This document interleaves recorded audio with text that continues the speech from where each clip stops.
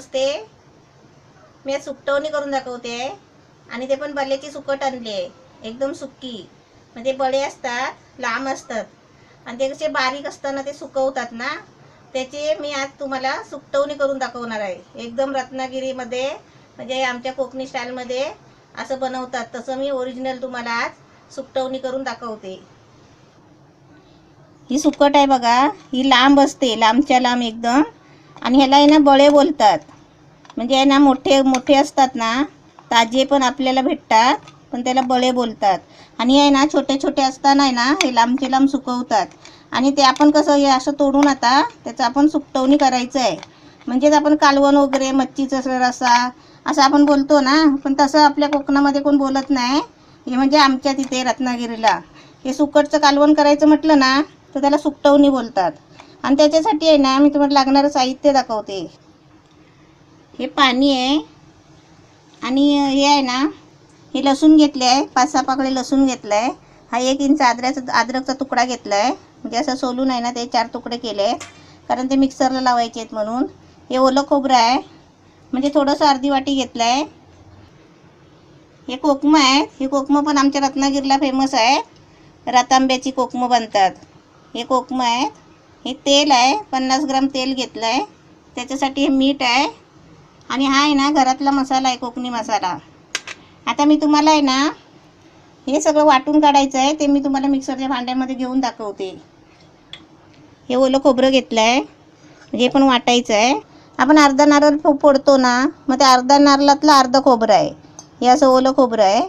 तुकडे भेटलेत आपल्याला ओले खोबऱ्याचे, तर ते आपण 2 तुकडे पण घेऊ शकता. आता त्याच्यामध्ये आहे ना ही मी लसूण घेतली आहे, ही वाटायची आहे. हे अद्रक आहे, वाटायचं आहे. आणि हे आहे ना हे 3 पाकळे लसूण घेतले आहेत. हे कशाला घेतले? फोडणी देण्यासाठी. हे मिरची मसाला आहे.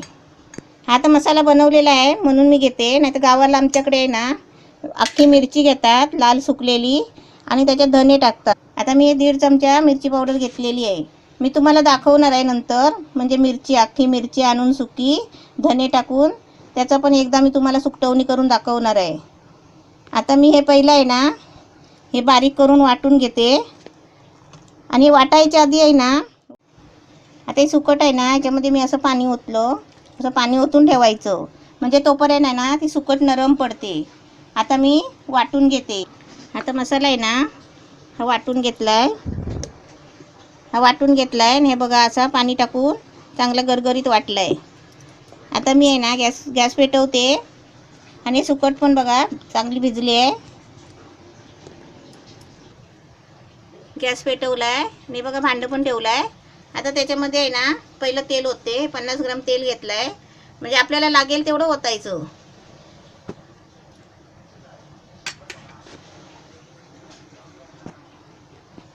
तेल तापलं आहे. आता मी गॅस आहे ना एकदम बारीक केला आहे. आणि कारण का आता मी लसूण आहे ना अशी याच्यात मसाल्यात बुडवून अशी फोडणी द्यायची आहे, म्हणजे सुकटवणीला. आणि लगेच त्याच्यावर झाकण मारायचं, कारण तो लसूणचा जो वास असतो ना, सुगंध असतो ना, स्वाद तो बाहेर येत नाही. त्याच्यासाठी आहे ना आपण लगेच झाकण ठेवायचा. आता मी गॅस जरा थोडा वाढवते आणि बघूया आपण लसूण आहे. आता आपण झाकण काढून बघूया, म्हणजे लसूण आहे ना चांगली लाल झाली पाहिजे. ते आपण कसं झाकण काढायचं नाही आहे. हे मसाला जो वाटला आहे ना सुकटवणीचा, तो त्याच्यामध्ये असं ओतायचा आहे. हे बघा असं ओतायचं आणि परत झाकण मारायचं, म्हणजे जो त्याचा लसणीचा आणि तो मसाल्याचा सुगंध असतो ना तो बाहेर यायला नाही पाहिजे, म्हणून त्याच्यावर झाकण मारायचं. असं सगळा चांगला मसाला आहे ना त्यामध्ये टाकून सगळं चांगलं हे करून आता पाणी वगैरे टाकून आहे ना मी शिजवून घेते आणि त्याच्यात सर्व साहित्य टाकते. आता मी गॅस फुल फास्ट करते आणि झाकण खोलते. हे बघा मस्त कोडाला आहे. आता ते आपण असं ढवळायचं. आता आपल्याला काय माहिती आहे का, आता ही आपली कोकमं टाकायची आहे. ही कोकमं आहेत, ही पण आमची रत्नागिरीची ओरिजिनल कोकमं आहेत.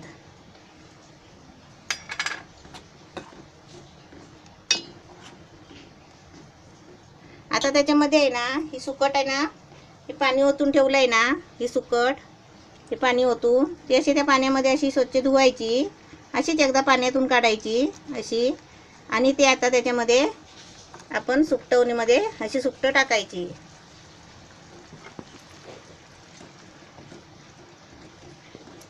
हे आपलं काय बोलायचं आपल्याला, सुकटवणी. ह्याच्यामध्ये आहे ना, आता आपल्याला किती पाहिजे ना तेवढं बनवायचं. आणि सुकटवणी कसं घट्ट नाही बनवत, म्हणजे असं पातळच बनवतात. हे गावाला सुकटवणी कसं असं थपथपीत केलं ना, म्हणजे थपथपीत म्हणजे असं घट्ट रश्यावाला, म्हणजे आमच्या गावाला असं थपथपीत बोलतात. असं घट्ट सुका बनवला ना तर त्याला थपथपीत बोलतात. तर असं बनवला ना तर भाकरी बरोबर, नाचण्याची भाकरी, ज्वारीची, बाजरीची, तांदळाची, कसली पण भाकरी असू द्या, त्याच्याबरोबर बुडवून खायची. ह्याच्यापेक्षा पण तुम्हाला असं पातळ पाहिजे असेल ना तर पातळ बी करू शकता.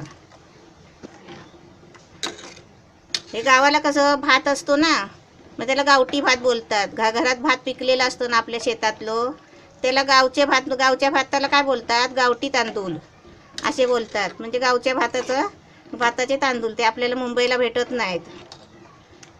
त्या भाताबरोबर आहे ना गावच्या, ते असं सुकटवणी करायचं आणि त्याच्याबरोबर जेवायचं. आणि हे सुकट आहे ना भाजून पण खातात. ते चुलीमध्ये भाजून, आता गावाला चुली असतात, चुलीमध्ये भाजून निकाऱ्यावर ते असे सुकट खातात.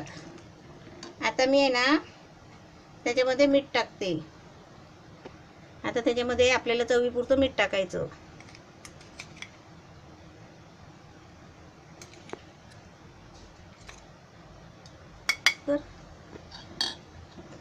आता चांगला कड येत आहे. आता काय ढवळत राहायची गरज नाही. आता चांगला कड यायला द्यायचा फक्त. आणि म्हणजे कशी 2 मिनटं शिजायला द्यायचं, कारण ती सुकट आहे ना शिजायला लागते म्हणून. सुकटवणी आपलं मस्त तयार झालेला आहे, छान झालं आहे. आता गॅस बंद करते, म्हणजे 2 मिनटं शिजवायचं फोडणी दिल्यावर. आता मी तुम्हाला काढून दाखवते. बल्याचे सुकटीचं कालवण म्हणजे सुकटवणी मस्त छान झालेलं आहे. तुम्ही पण बनवा. हे आहे ना सुकटवणी चपाती बरोबर, भाकरी बरोबर, भाताबरोबर, कशाबरोबर पण खाऊ शकता. मी आता चपात्या केल्या होत्या, त्या अशा तुम्हाला दिल्यात आता खायला. आता खायची सुरुवात करा.